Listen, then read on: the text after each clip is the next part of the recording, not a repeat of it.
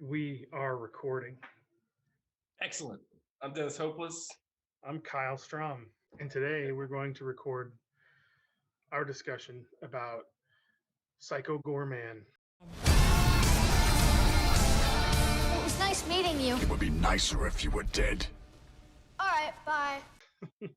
When Kyle asked me if I wanted to discuss this thing, I had never heard of it in any way. I hadn't seen a trailer, had no idea what he was talking about, and was delighted to come into this super duper cold because I had no idea what I was going to. And boy, it's like being a child and like on a Tuesday afternoon turning on HBO at 1 p.m. and seeing just like whatever thing. And you didn't know what it was going to be. It could have been like an amazing movie from 20 years ago that they just had the rights for cheap, or it could have been garbage. Mm-hmm. And it was really fun to come in cold because this is a wild bit of fiction. It really is. And my experience with Psycho Goreman, I think pre-pandemic they released trailers and everybody was like, "Oh, that's going to be a crazy one," and it might have been delayed. I don't really recall, but I do know there have been a lot of texts passed between me and my friends about when is Psycho Goreman coming out, and it finally did. Man, what a weird movie. What did you know about it? Like, what was your preconceived notions? I only saw the trailer. I saw the first trailer. I didn't see the second trailer. So all I knew about it was there was a horrible, violent Psycho Goreman. The little girl had control of it, and there were a lot of weird monsters. That's pretty much all I knew. It's directed by the same guy who directed The Void, which I haven't seen, but a lot of people liked that. I have seen The Void. I didn't know that, but at the very beginning of the pandemic, I got a Shudder subscription and I watched a whole bunch of horror movies. Well, I got a lot of, so the vibes I got from this, it's like Monster Squad meets Power Ranger villains meets Suburban Commando meets Gwar. That's kind of those are kind of the feelings I got from it. And I did watch a little bit of an interview with the director, whose name I wrote down, which is Steven Kostanski. Mm-hmm. And I turned it off because I didn't want to get too deep into where his head was before we talked about it. But he talked a little bit about how when you saw a movie in the 90s, you'd see one of these crazy movies like on HBO, as you just described, and movies like RoboCop or Terminator, they would be, part of it would be this really appealing Saturday morning cartoon type stuff, but it would be combined with this horrible super violence, and that's just what you were given, and you were like, okay, cool, like Total Recall, right? And that was the seed for this project for him. But oh man, well, how should we break this down? How do you want to talk about it? Well, I think first just our initial reactions, because this thing, especially because I had no notions of it coming in, it's just delightfully insane from the outset. Like, it opens with children playing a game they've made up, which is, like very relatable. Like, we don't have a basketball goal, but we have these cheap rubber balls. So let's come up with an extremely unnecessarily violent and elaborate game. And then, like, 2 minutes into it, he's digging himself his own grave because he lost the game and has dug down like 3 days worth of a hole. It's funny because I assume you didn't know this going in, but you and I love Ivan Ooze from the first Power Rangers movie, and we talk about it a lot. And we talk about how modern makeup effects, so many characters in other things look like Ivan Ooze, like the Frost Giants from Thor, or Apocalypse from the X-Men Apocalypse movie. And so Ivan Ooze is a talking point for us. So the fact that Psycho Goreman's origin story into modern Earth is exactly the same, note for note, as Ivan Ooze, it's pretty amazing. Yeah, He's been buried here by people from elsewhere because he's so dangerous, and they let him out. But instead of being like a vaudevillian, ridiculous wizard man like Ivan Ooze. Ladies and gentlemen, the Ooze is back. He is instead, like a death, like an 80s horror movie death machine. Perhaps in a few millennia, you will make worthy adversaries. today. I did not expect the girl to be such a sociopath, like a little maniac. I thought it would be more like Monster Squad, more like these kids are trying to help, but she's just chaos. Yeah. Well, I love that the older brother is terrified of her.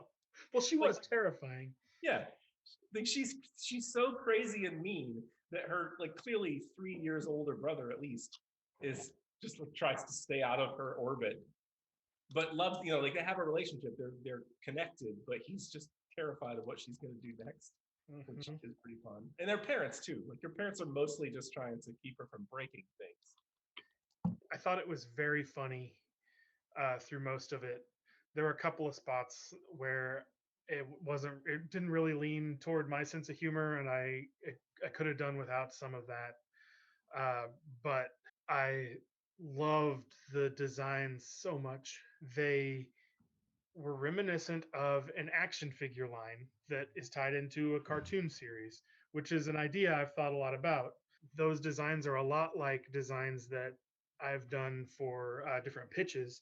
One that we were working on called Scum about weird alien bounty hunters, and another one called Octane Bloodstain. And in both of those pitches, my thought process on the designs was make this a toy line. They all have to have their own place. They all have to be different enough.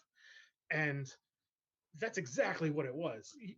That was just like a Saturday morning cartoon, a horrible, bloody Saturday morning cartoon. They took the over the top, clearly designed by people that didn't care what the story was notion. This is going to be a cool toy. It doesn't matter that he's made out of trash or whatever. Right. But then made those things really gross and scary, which is, yeah, like that's what you do when you're designing comics. It was the most Kyle thing I've ever seen in my life, just from soup to nuts. But that one that was a tub of body parts, I loved it. I know. It was just something you drew on the back of a math test. The same vibe as the end of, is it Night of the Living Dead Part 2? The one that has its own sequels, where the woman has all the shards in her of metal. That's 3. Yeah, where she pierces herself with the glass and stuff. Yeah, that's 3. Yeah, so at the end of that movie, they go into this lab where there are zombies that have been experimented on. And I have described those zombies as a Saturday morning cartoon version of Night of the Living Dead, because there's the one that's clearly got the metal stuff all over him, and then they're just cartoon characters, and this really reminded me of that. My favorite scene is when the parents are introduced to him. I will bathe in your blood. Don't worry. Be worried. He's amazing as a character, like a terrifying death monster that wants nothing but to inflict agony on the universe, who can't do it. Is a really amusing person. Man, I loved that brain, that kid that got turned into a brain. When there's a scene where they're in a parking lot, and he's like, will I ever be normal? And he turns around to leave, and as he leaves, there's just this streak of water on the pavement that he leaves in his wake. Her response is probably not. Probably not. What's good about being normal? And then they're in a rock band, and that guy's playing the drums. Yeah, the fact that everybody in it just leans into like, okay, our child's a brain now. Because there's like a stinger at the end that shows him just eating dinner with his parents as a giant brain. It's also so 80s. There was a moment in it where I'm like, is this set in the 80s? I think it's in the past. There's technology in it at one point that makes it clear that it's not the 80s. Oh, really? So I think it's just that it's such an 80s movie, like everything. Like there's the montages of them in a band and him trying on clothes and the outfits, the way the police behave, like it just has that tone and those tropes. It's not modern tropes, it's 80s tropes, which makes it more fun, I think. And it's got that song, the rap at the end, which when I was a kid, we rented Monster Squad, and I liked the rap at the end over the credits so much that I recorded it on a cassette, and I would play back this terrible bootleg Monster Squad. It's good stuff. It's funny because they go out of their way to make it clear that there's no cursing in the movie, where a man turns into a jelly zombie where his eyes are constantly rolling around in his head. Like the gore and horror and death in this movie is as despicable as possible, but nobody says the F word. Yeah, it's funny, and I didn't think of that. It's rated. It has to be rated R, right? The part of the video I watched, I think the direction it was going, he was going to be talking about how the whole PG thing is just to trick parents so that their children can see this movie. Oh yeah, I wondered that if the PG for short, like if that was the point. As a parent, the way you watch something with your kids that you don't want to see is you start it, get them settled, and then go do other things. So this movie, the beginning of it seems very palatable as but if you left the room, it would immediately become a horror show, literal and figurative. But yeah, that moment where the brother accidentally knocks over that jelly monster whose eyes are rolling around, I love because his reaction is just like, "Oops, sorry." Sorry. But then the thing says thank you, even though it's clearly still alive as a puddle of goo on the ground. Like it didn't really fix its situation. Yeah. It just changed it a little bit. Once I realized nothing mattered, Right. I thought the end was great. But for a minute, I was like, "Oh no, like this is a real conundrum." Right. But it doesn't matter. Nothing matters. The resolution being that he now understands love and he's going to use the power of love to continue to do the ridiculous thing he's planning on doing. And that they're not worried about it. That's pretty awesome. Because they get to win.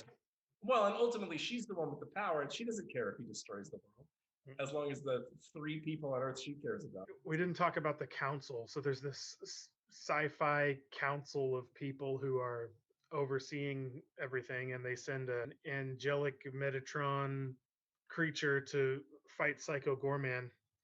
And they're just like the things that would hang out with Rita Repulsa in Power Rangers, except one of them is like a robot with a glass dome, and like a weird little brain inside. He was my favorite.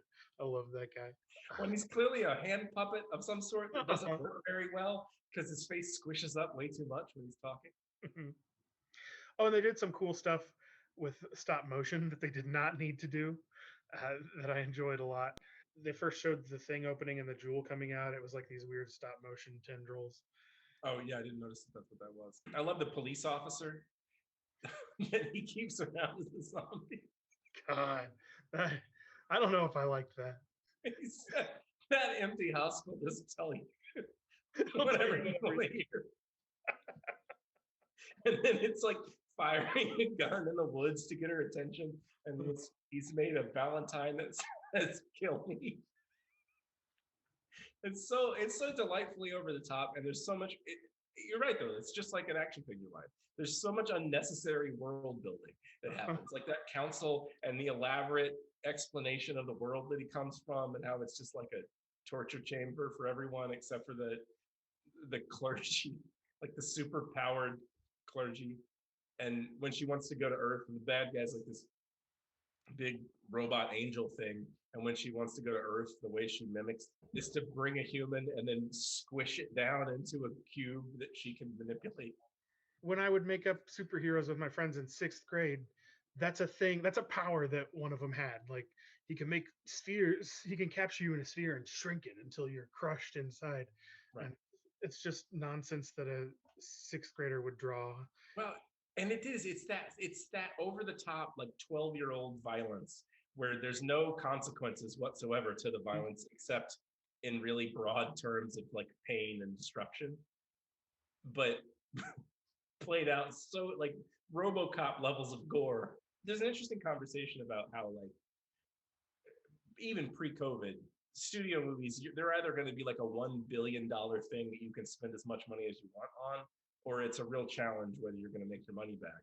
So I wonder if this new world of like direct to consumer, you know exactly what your audience is and you like laser focus on them, is going to allow for some interesting creativity. This is very specifically for an audience of people that like the thing at a time. If you go after those, you don't need 7 billion people to see it. You just need the people that love that stuff to love this and want more of it. I rented it from Screenland Armor, which is a theater in Kansas City here, which is awesome because I didn't know you could rent movies from them, like to stream it.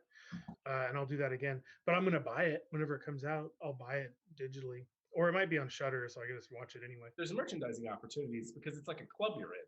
Like if you know and love Psycho Goreman, like a Psycho Goreman T-shirt, something you want. So Oh yeah, Yeah. It's like Toxie. It's Yeah.